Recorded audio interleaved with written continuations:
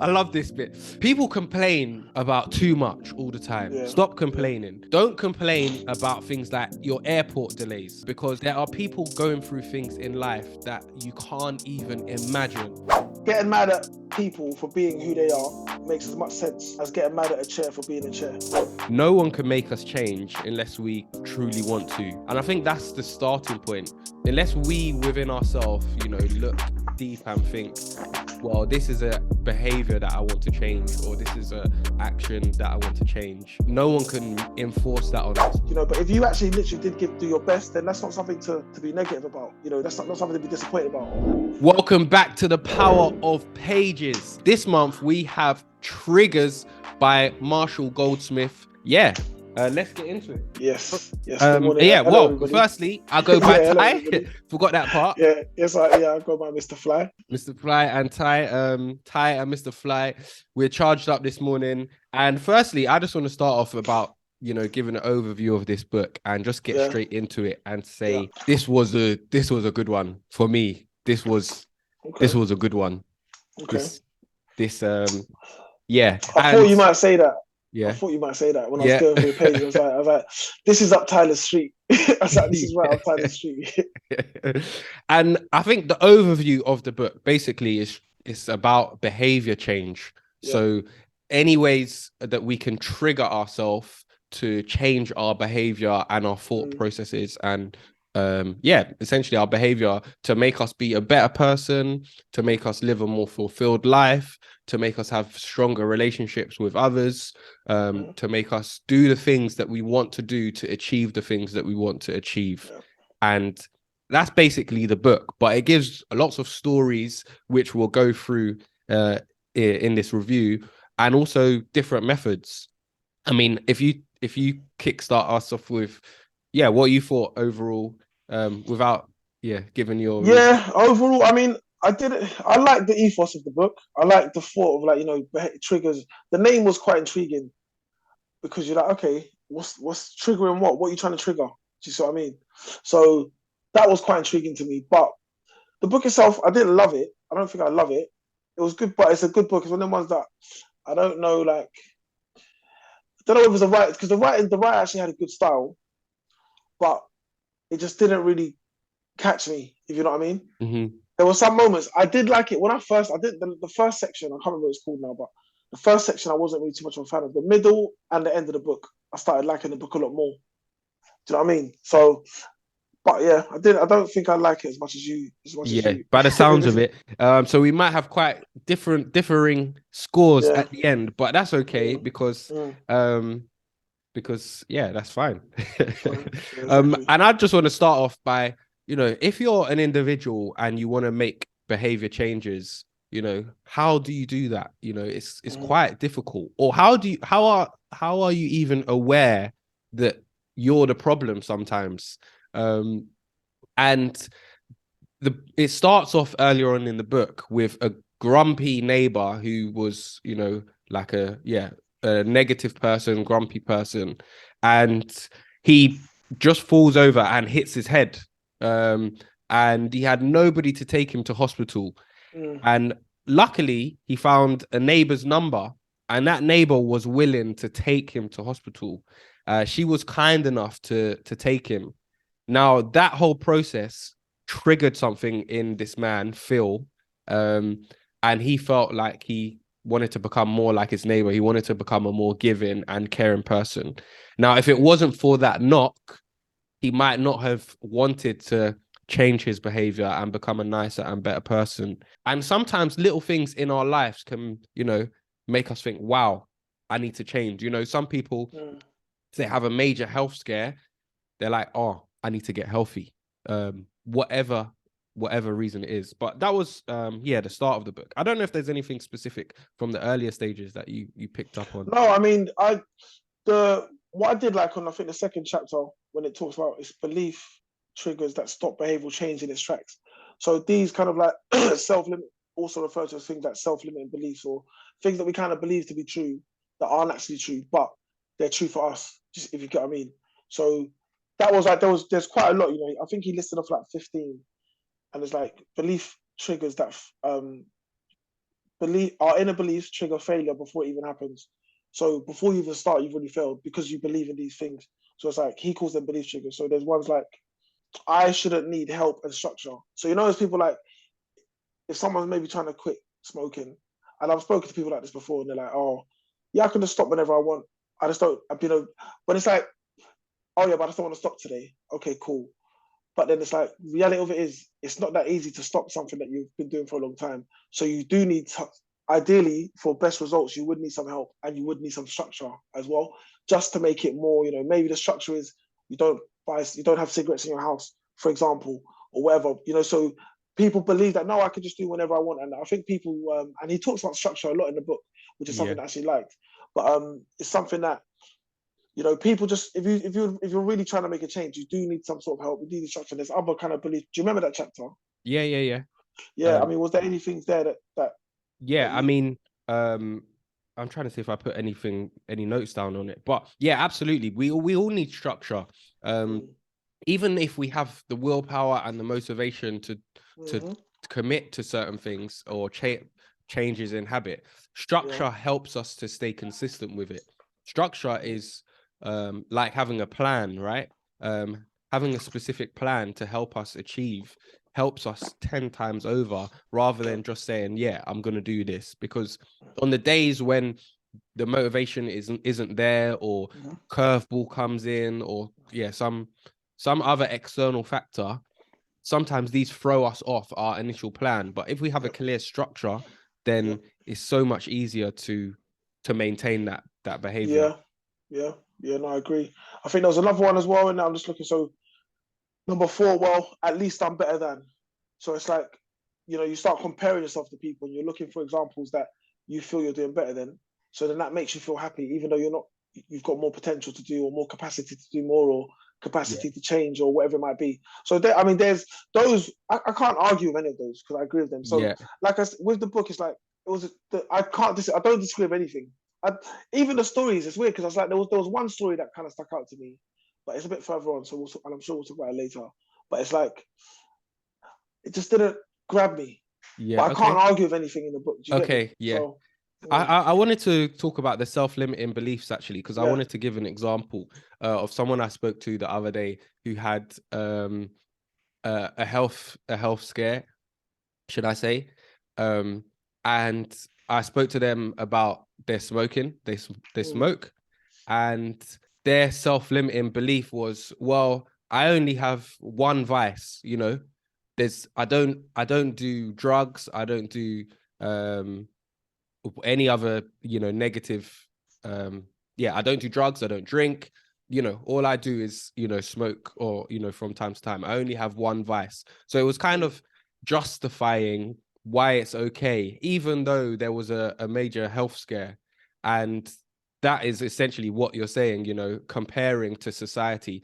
Some people have 2 vices, 3 vices, they drink, they do drugs, but me, I've only got one vice. But that's not the point, really, is it? It's that's, we're limiting ourselves, we're limiting our belief. We shouldn't be comparing to necessarily in that situation to society.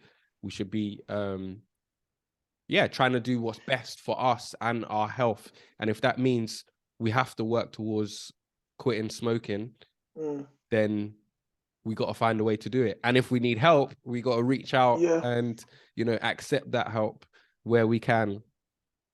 No, you're right. Look, with these limiting beliefs, they're actually true for the person. Do you know what I'm saying? So that's the power of them, like, you know what I mean? But you've said it, like, you've explained it well. It's like, it's actually true for the person. If they believe it, we know the power of the mind, you know what I'm saying? So if they believe it, then it's, guess what, bro? It's true. Do you know what I mean? For that person. But this, and look, that I like that chapter. These are things I think, you can speak to people about it and whatever, and but there's loads. There's 15 that he put down. So I'm not going to range through all 15, but those were some of the ones that kind of jumped out to me. Yeah. I mean, for me, this book has so much. This book has so many gems for me. But I think one of the other things, just in terms of behavior change, to start with, no one can make us change unless we truly want to. And I think that's the starting point. unless we within ourselves, you know, look deep and think, well, this is a behavior that I want to change, or this is a action that I want to change. No one can enforce that on us. We have to want to change deep down, and it's how we can trigger that change. That's what I was, yeah, that's what I Yeah, was, because that, see, like the example he gave, the one you just spoke about with the person who hit their head, that moment triggered something, literally. Do you know what I mean? So, and that can sometimes bring about whether it is a major health scare, maybe it's whatever it might be. Do you know what I mean? You could, whatever it might be, and that kind of, like, I always think of like when, like, people holidays, or like when women are getting married, or when people are getting married, like that's a motivation to, like, oh yeah, I'm gonna take my health seriously, I'm gonna exercise more, you know, because for whatever. And that's the reason that brings that level of motivation up, because up until then there's nothing like on the line. Some people need those sort of targets, and yeah, then as well it kind of happens after, where they can actually maintain that, where it's like, actually, I like, you know, if they're improving their health, and you know, they're going to the gym, they're training, they're taking the diet seriously, they're doing good nutrition, then they might actually be like, you know, actually I prefer this. Like, this is a better lifestyle, and that's now triggered a change, which is a lasting change. You know. yeah, Also, what do you think about, like, he spoke a lot about environment, yes, um, that brings about, because I think, yeah, triggers the, you know, behavior, but also can be brought about by the environment as well. yeah. What do you think about that? Well, quote, if we do not create and control our environment creates and controls us. Yeah, And I think it goes back to, you know, making things easier on yourself. It's so much harder to change your behavior about a certain thing. So let's use smoking, for example. If you hang out with smokers and everyone around you smokes, it's so much harder to quit smoking because you're constantly surrounded by that. So our environment and the people we hang around with, the situations we're in, is a massive factor in, you know, triggering and causing behavior change. So yeah, definitely, I thought. yeah. I, I, The, you know, it's the whole nature versus nurture, yeah, you know, environmental, and yeah, it's like, I don't know. There's, you know, the story of like the American soldiers when they were in Vietnam. yeah, yeah. Like, that's a perfect example of like how the environment, literally the change of environment overnight. So for those Just that don't, quickly, yeah, yeah, for those that don't know, during the Vietnam War, and obviously correct me if I go off, Tyler, um, a lot of American soldiers became addicted to heroin. So they were worried that when the war was over, when soldiers were returning to America, they're going to have all these soldiers that are addicted to heroin, you know, all these ex-soldiers, whatnot. But I think it was like 80 to 90% of them, when they came back, they just stopped. And the reason they stopped was because the purity of the heroin, one, and two, they just weren't in that environment where they need to kind of take in heroin, or where heroin's even easily accessible. You see what I mean? So that environment change, literally one plane journey, and you come back to, you know, your normal life. And so that's, environment's so important. yeah, Like, you know, there's so many examples. So I think it's true. If you want to be with people that, if you want to be healthy, find people that are healthy. Or, you know, I say when the young people come to the gym, some of them are like, they don't train hard. I said, you should just train with this person, because, or train with this group of people, because they're not gonna allow you to slack, because the way they yeah, train, you're going to train, because, you know, so you kind of, that environment, just even though you're in the gym situation, training with these particular people is going to make you, and you're going to learn things you've got no choice. But if you're yeah, training with people that are just as lazy as you, then we go back to those self-limiting beliefs. Well, you know what? I'll train harder than such and such. Why are you comparing yourself to the person who's at the bottom? Compare mhm, yourself to the person who's at the top. You see what I mean? yeah, So yeah, I think environment's really important. yeah. And I think there's different ways, different factors when it comes to triggering ourselves. So let me explain. So triggers can be direct or indirect. So for example, a direct trigger is like a kid runs into the road and you slam on the brakes. That's a Yes. direct trigger because something specific has happened for you to make a response. But an indirect trigger would be you saw a family photo, maybe you have a series of thoughts, and then now you call your mum or your Yeah. family member. So indirect trigger, they can be external or internal. Mm-hmm. So external is they come from our environment. Internal is they come from our thoughts and our feelings. Conscious or unconscious, for example, you touch a hot stove, you move your hands. That's a direct trigger from touching a hot stove. You don't want to get burnt, so you move it. That's a conscious you're consciously moving, or unconscious. When the weather's nice, you're happier. People generally, especially in England, people are happier when the sun is shining, but you don't necessarily realize that you're happier because of the sun shining. That's like an unconscious trigger. And then there's anticipated and unexpected. So anticipated is like a round of applause after a performance. That's, you kind of expect that, you know, that's coming. Or unexpected is the man falls down, now he wants to change. That's an unexpected trigger. You didn't think that anything was going to change after hitting your head, but now you're thinking about life again. You're reevaluating things. Two more, encouraging triggers or discouraging. So when you're running, you see the finish line of a racetrack, you're like, oh, it's just there. Like, it encourages you to keep on going. Or discouraging is like someone saying shh at a theater, like they're discouraging you from talking. And then lastly, productive or counterproductive. So productive triggers push us towards the person that we want to be, and counterproductive triggers pull us away.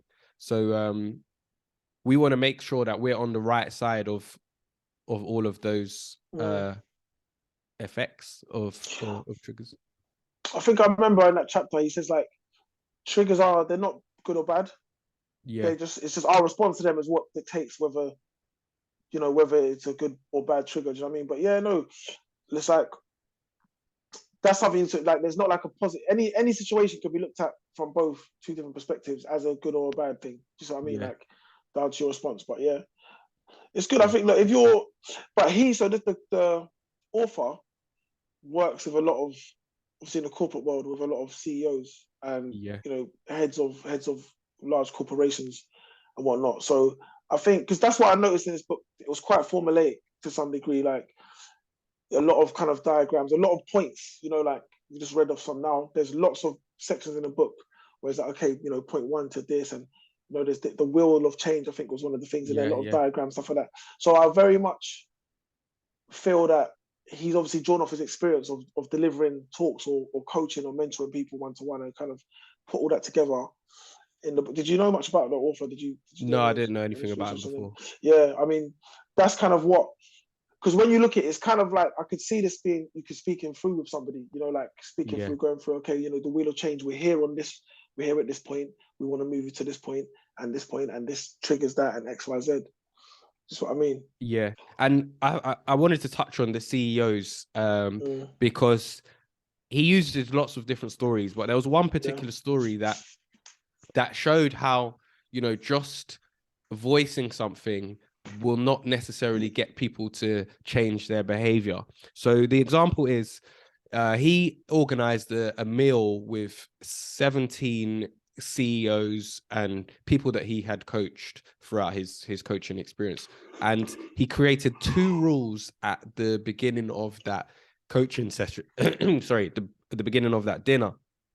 And the rules were, don't interrupt anyone else and be polite. And if you do either of those things, you get hit with a £20 fine. Now, at the end of that dinner, 16 out of 17 all got fined. 16 out of 17 got fined because the £20 for one wasn't enough of a deterrent, but also they didn't have a system in place. However, the one person that didn't get fined, what they did was they wrote down the rules on a napkin and had that napkin in front of them as a reminder throughout the whole evening. Do not interrupt and be polite. And that trigger of the napkin was enough of a deterrent or enough of a reminder for them to not interrupt and not get fined. And I love that because one, it worked in that situation, but 2, it was a system that he was taught by this coach for his working environment, to write down his key messages when in meetings. So his colleagues and staff at work found him, rude or disrespectful at times, and he was great at his job, but they just didn't like that side of him. So he was coached to change that behavior. And he used that system when in meetings with his colleagues to change his behavior. So he had success changing his behavior at work, but also he used that system to help him in this meeting. And I was like, big up. Yeah, no, that I don't remember that story specifically, but that's quite interesting because it links up with something at the end of the book, which is also like a theme throughout the book in regards to like self-awareness, in the sense of like, you know, you're looking at these CEOs and obviously they're successful, they're running large companies, but if we talk about this particular CEO, he or she is aware that as well as they're doing on this side, they've either spoken to their colleagues or got feedback from their colleagues, or just aware that or you know, whatever, you know, the things that they need a system basically. So whether that is, you know, to not interrupt people and to not be rude, which anyway, but it's interesting that so then they've now gone, because you know you could have an ego at that point and be like, well, look, man, look at everything I'm this, I've done, I've brought in this amount of, and I employ all these hundreds of people, whatever. Just what I mean. So to then go and seek help, and then also to be receptive, because you're going to receive some criticism in that moment, you know, or some feedback that, not say criticism, but feedback that's not so desirable. You know, oh, not be like, oh, you're so great, you know, you're doing such a great job. It might be like, yeah, you're doing a good job, but you know, your colleagues, and I think he even spoke about that in the book, where people gave feedback on their CEOs or whatnot. So you've got to be like, it's only going to improve you if you're open to listening to feedback, both positive and negative. Do you know what I mean? And again, it's not even negative. It depends on your mindset taken. It might not feel nice. It might not feel nice, but if it can help you be a better person and help you enrich the lives of people around you, and also then which will in turn enrich your life. Put yourself. So I guess I'm saying all that to say, it's like in that moment that saved that CEO, because of that self-awareness and all the stuff I just spoke about. It saved them some money, basically. Well, it saved him, money, you know, it saved him his job as well. You never know. Just to do the flip side of that, he was hired to coach another CEO. That CEO wasn't willing to change. He had got feedback from the CEO's colleagues and saying, these are the issues. That CEO wasn't willing to change. And then after, you know, 3 or 4 sessions, he said, you know, I can't help you. You know, if you're not willing to change, you're not taking some board, I can't help you. That CEO got fired eventually. So if you're not willing to change and adapt, there can be repercussions and consequences from it. So the ones that have changed and adapted have gone on to have, you know, blossom in their careers. And off the back of that, they one of the things the author says, he loves working with the CEOs and successful people, because generally when people are successful in their careers, they're confident, they can take that confidence into other aspects of their life. So they're more likely to be successful with their behavior change because they've experienced success in other areas. So they're bringing that over. And yeah, I thought, I love that. I love that. I'll tell you a part that I did like, and I think this is when I started to like the book. Like this one, I was like, okay, I can dig this. When he starts speaking, I think it's like halfway through, engaging questions and active questions, but mainly the engaging questions. And it's like, I think he spoke about asking yourself, again, it's about reflection, asking yourself, you know, metrics to kind of analyze yourself or how you're doing on a daily basis, or in regards to your goals and stuff like that. And then it was like, he changed the question. I only wrote down the change. I don't know what the question was before. But do you remember? Did you take any notes on that section? Got to say it, and then I'll jump in. Yeah, cool. So the section that basically, did I do my best to set clear goals today? You know, I forget what the original question was. So the passive question was, do you set clear goals?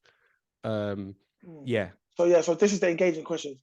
Then I won't go through all of them, but the second was, did I do my best to work towards my goals today? You see what I mean? So I did it one twice. Did I find meaning? Did I do my best to find meaning today? So it now changes from like a passive question, like, did I set goals? You can easily set goals like, I'm gonna do 10 star jumps, I'm gonna eat a smoothie, I'm gonna da da da da. But then it's like, did I do my best? It now makes it like, because you're not necessarily going to hit your goals every day or every month or every week or every year, but did you give your best? Did you do your best?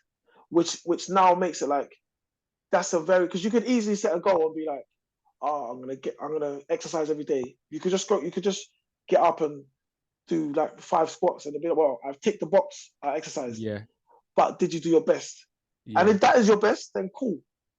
But if it's not your best, then you've let yourself down. Do you see what I mean? So that I did like that chapter a lot.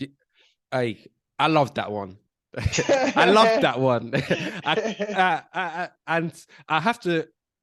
We could talk about this section for the rest of the thing, but we're not going to. But I'm going to give you some examples. The reason I loved it because it triggers the response of like you said, did I try my best to achieve this goal? And why I loved it is, one, I've implemented this in my life already. I've taken this structure, I've created a chart that asks, I've got daily questions that I can ask myself, did I try my best to? And I think on my list, I've put be healthy, be productive, stretch. I do daily stretches, and I can't remember what the other one was. And then what you do is you score yourself out of 10. Yeah, that was it. So, 0, you had a crap day. 10 is you did your best. And this just helps me, remind me, okay, actually I tried hard at that today. It's not a tick box, it's, did I actually invest the time to do my best at that? And I think even some days where I've not been as productive as other days, but I haven't maybe been as productive because I've been tired or, other things have come into place. That's actually taken a bit of pressure off, because it's like, actually, I did do my best, because from the day that I had, I actually did my best with the tools that I had, with the energy I had, with, the time that I had, rather than saying, oh, I didn't finish this piece of work today. And that's a fail. No, actually, I tried my best with the time available that I had. So I think those questions help to put things into perspective. And I've printed this sheet off. I've given it to my mum, my sister, my girl. Like, send it over to me, boy. Yeah, I need that in my life. Email that to me. I need it. I need that gas you got right now. And my mum sent me a picture the other day. She put stretching on hers. She sent me a picture of herself stretching. So it's already had a positive impact on people around me. So I love that. And an example from the book was a girl called Emily.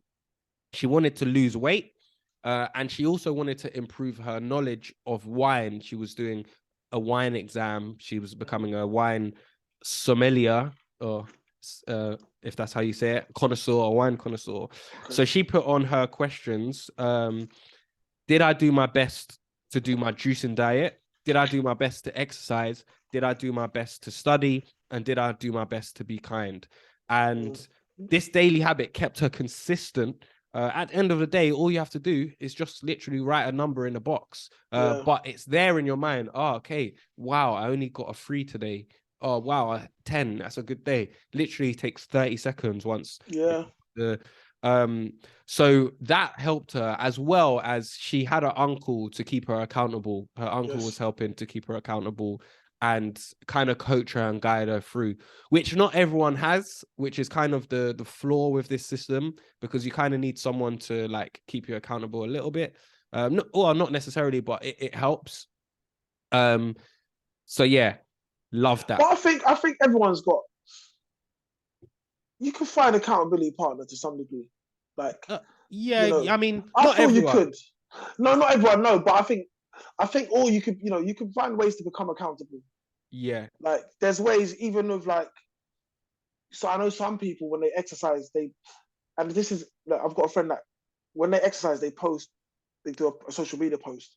And that's them just keeping themselves accountable to themselves. No, I mean, that post is really for themselves. Yeah. You see what I mean? So it's just like, okay, I'm gonna pinpoint every time I exercise, whatever. If you are lucky enough to have people around you, I think with this book, because it is that kind of corporate or that's the corporate side of things, it's quite easy to find accountability, because if you have a team around you, it talks about family, friends, so even I'm speaking to one of the teachers that I work with, and he was talking about a young person that he's told him every time he goes to exercise, he has to text the teacher. So he's an ex-student. So it's like, again, he's just teaching them accountability. It doesn't really make a difference. Like, you know, so it's just like the teacher, so he knows if he doesn't exercise and the teacher doesn't get that text, say, yo, I trained today. It's just that little bit of accountability. Do you know what I mean? So, which, you know, and we all obviously know the benefits of accountability. I think the author says he has a phone call with somebody every day. Yes. And that's his accountability. The author saying, he needs accountability too. So he has a phone call. He's paid someone to phone him every day to make sure that he's doing the things that he does. And also, he uses a picture of his time working in Africa to remind him to be grateful. Because he went to Africa on a trip, worked, he saw, like, you know, starving children, malnourished children, and he's got a picture of that. And that picture triggers any issue. Like, if he's going through hard times himself, he's like, wow, well, look at this picture. Like, his life's great. It's gratitude. And another section on that was, I love this bit as well. I love this bit. People complain about too much all the time. Stop complaining. Don't complain about things like your airport delays, because there are people going through things in life that you can't even imagine. And that was just like, that was a hard hitting. It was like, let me read the specific quote.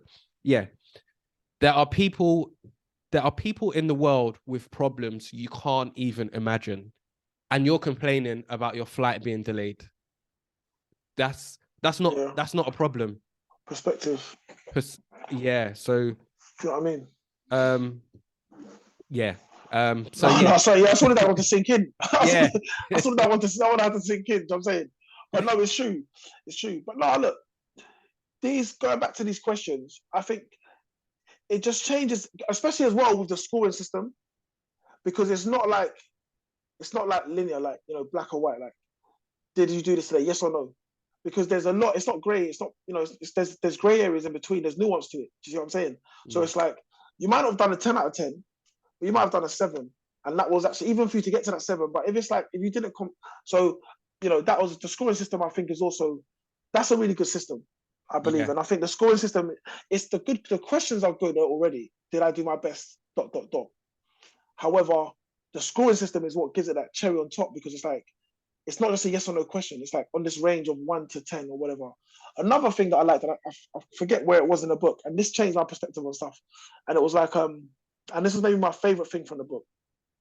And it talks about, again, actually it's this part now. It's the whole doing my best thing. And like, you know, and he kind of mentions that where in society people kind of look at, well, you know, I gave it my best shot. It's kind of looked at like in a negative way, like, well, I tried my best, you know, but it's kind of looked at like it's not good enough. But if you actually gave your best, so say you're running a marathon and you ran and you gave and you didn't get like a superb time in comparison to what the times that people get, but you actually gave your best. People are like, I didn't get, you know, say you're aiming for like under 4 hours, and like, I didn't get 4 hours, but I tried my best, I trained my hardest, and I did 4.5 hours, for example.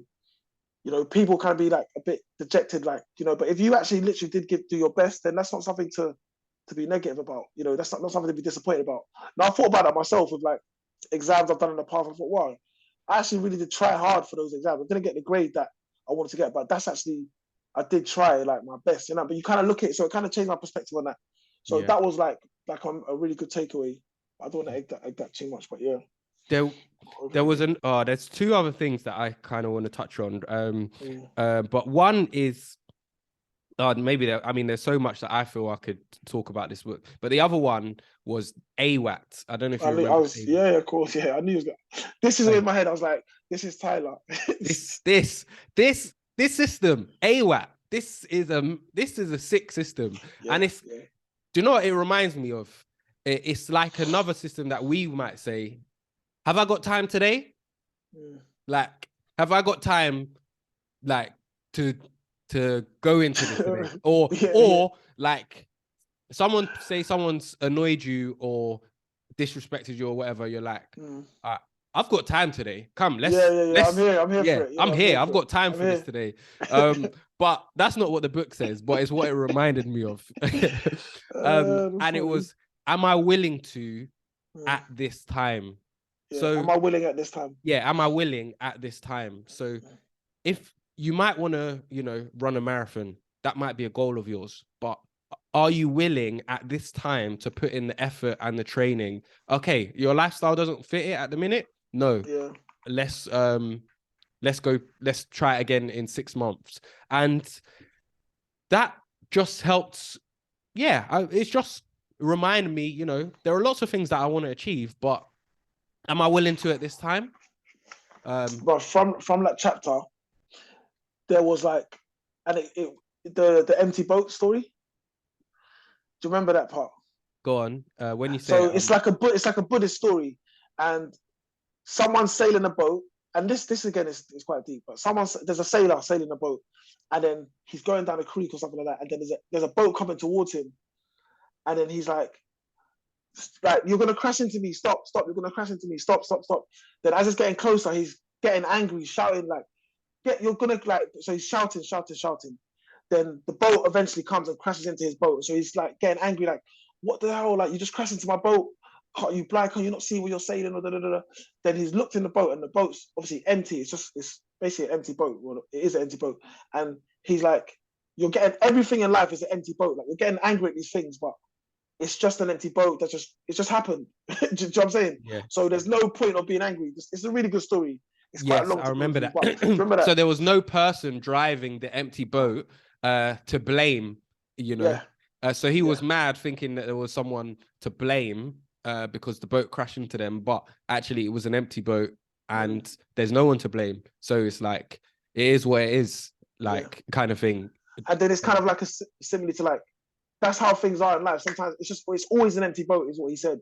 So if you want to find out more about that story, I suggest you read the book. But yeah, that was part of that AWAT. Do you remember how he said it's pronounced? How do you pronounce it? Yeah, I don't know. It's a book, isn't it? So no, he said it's like, he said it's like, say what. But like a what in the a what or whatever. A what? But off the back of that, the quote, there was a quote: every decision in the world is made by the person who has the power to make the decision. Make peace with that. So it was basically, don't sweat the small stuff, don't argue for the sake of it. And a stat here: the average American worker spends 15 hours a month complaining about their supervisors. But you're complaining, you can't do nothing about that.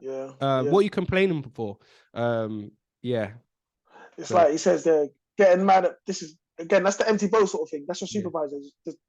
Getting mad at people for being who they are makes as much sense as getting mad at a chair for being a chair. Yeah. I mean, so it's like your supervisor is a whatever you want to call it. What are you gonna do? Yeah. Leave your job then. Or just firm it. Like, those are your options. Like, what are you gonna do? There's no point in moaning about, obviously you want to vent and whatever, but anyway, I like that boat story, man. It's always an empty boat, and that's kind of, when you look at some people, you're like, you get those emails sometimes. Yeah. And you're like, what was you thinking when you sent this email? What?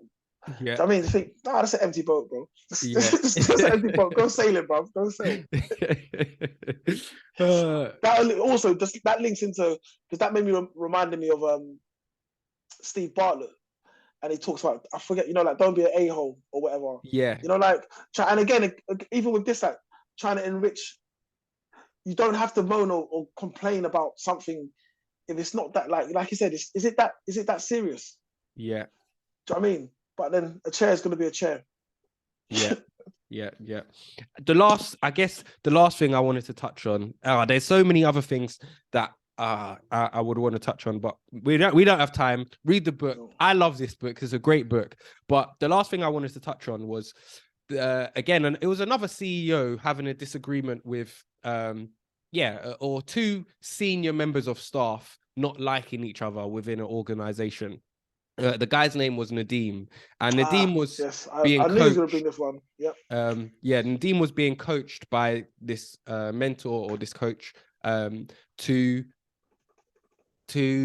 accept the other person for who they are and not, you know, disagree with them. His team loved him, and his colleagues loved him, they respected him, but when he was in the presence of that colleague, his personality changed and they didn't like him around him. He was a different person because of the energy or because of the environment that person put them in. They gave them negative vibes. Anyway, so Nadeem was not the person he wanted to be when he was around whoever this guy was. And the coach said to him, look, you need to go and start blank with him and, you know, apologize to him and make truce. And he was resistant. Why should I have to do it? It's you know, it's just as much him as it is me. Why should I be the person to change? And they eventually agreed for him to go and apologize and make up. And he said, right, I'm going to go 80% of the way. He has to come, you know, 20. He has to make a little bit of change. And he went over and said, you know, whatever I've done in the past, I'm sorry. Our relationship has not worked, and I take responsibility for that. Starting today, I'm going to do better. And he opened up an olive branch to this guy and, you know, said, you know, starting today, I'm going to work better to be a better colleague to you. In 6 months, within 6 months, they gained a great relationship and became great colleagues. And they asked him, what would you have changed if you were to do that again? And he said, instead of going 80% of the way, I would have gone 100%. Because their relationship would have been repaired quicker. And I just love that, because I feel like, you know, just sometimes being the bigger person, even when we're, you know, we don't want to, and maybe the other person's in the wrong, but when we can accept that and, you know, put our ego down and maybe put our pride down at times, and I don't know. It takes a lot. It takes a lot. And again, going back to that self-reflection, because he had to, you'd be very resistant, you know, because we've all got people in our mind that we think, oh no, why should I be the one? I'm always the one. You know, like that kind of, you know, we all have these thoughts. So for someone to tell you that, because I'm thinking of experiences that I've had in the past. I think, well, if someone told me that I have to go in, and the story, I think I remember that story. That was the one story that I remember quite well. And I think Nadeem, right? Yeah. Nadeem, because of his background, and the other person didn't really respect his background because, you know, he wasn't born in his country, his parents weren't born in his country. So there was like a bit of classism in there or something like that. Do you know what I mean? So it was a bit deeper than that. So he's obviously got all that with him as well. Like when he's thinking, well, this guy's just trying to downplay me because I wasn't born in England. You know what I mean? That's basically that's what he kind of thought about it. So he's like, why should I now go and apologize to him or whatnot, or try and make amends with him? So to have all of that as well as everything else, then to go even 80% is even quite a big feat, because some people won't even go 10%. Yeah. You see what I mean? But then when he saw that background of, actually the outcome was such a good outcome that maybe I should have done it sooner, and maybe I should have also gone 100%. You see what I mean? But it takes, and that's, I guess, it takes a particular type of person to be able to take on that, because you could be like, no, like people, and again, if you're like a big ranking in a company, you tell people what to do. People don't tell you what to do. So for you to be like, okay, I'm going to do that, even though I really don't want to do this, takes a lot. And, you know, so there's a lot to be learned from that for other people, I think. No, 100%.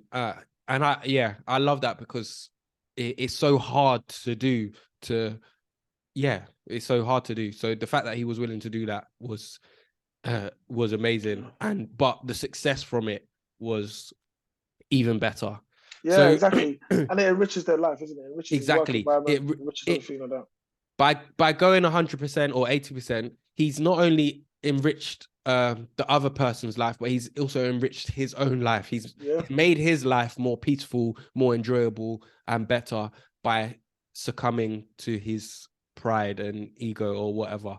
Yeah. But that's all we got time for. Let's go into our star rating and difficulty rating. Difficulty rating first. I I'll go first. I believe it's me.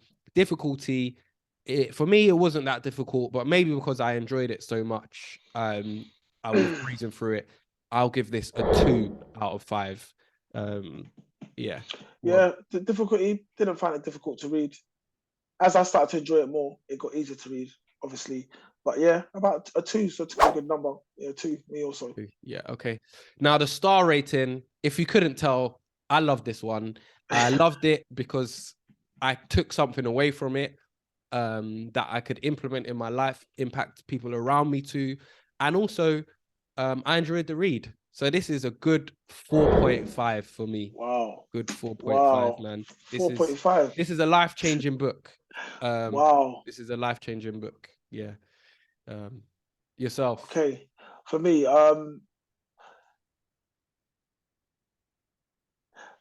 I gave it a 2.5. And Wow. yeah, I gave it 2.5. Wow. Yeah, I gave it 2.5. Yeah, Get yeah. off. Go. Yeah. Go. Get off the call. It's just tight. It's not even tight flying over, just tight now. Yeah. Just tight, bro. I'll review on my own. No, I gave it a 2.5. I don't know. I think I can't even put my finger on it. I just didn't really like. I wouldn't really recommend it to somebody. I don't know. I wouldn't say like to someone, "This is a book you should read." This is a book you should read. This is a book you should read. If you want to change your behavior, change your life, change your actions, this is a book. Well, look, man, that's my opinion, bro. That's my opinion. So yeah, but it wasn't a bad I can't put my finger on it. I don't know. Yeah. I think it's because I know we run out of time. I think it's because it focuses a lot on like corporate and that kind of corporate ladder, corporate world, and CEOs and this kind of stuff. And I think it's just like all of this change just to go and make more millions. Like Ford went from making 100 million a year to making 200 million a year. It's like, I think that's what it is. And I don't know, but a good question in the back of it though. It asks what's the biggest? No, there's a question he asked, which I think everyone needs to kind of ask themselves. I just want to quickly I know we run out of time, but just give me literally 10 seconds. What behavioral change could you do that to make a biggest impact in your life? So what's the biggest behavioral change you could do that'll make an impact for you, a big impact in any area of your life you want, which I think is a question we should all ask ourselves. Yeah. A beautiful, great way to end it. But we need to know what next book is. What's the next book that we're reading? The Art of War. So that's our next book. We'll be reviewing that. We'll be reading that over the coming month. And yeah, so the links are in the description box. Remember, like, subscribe, support the ting. Peace and love.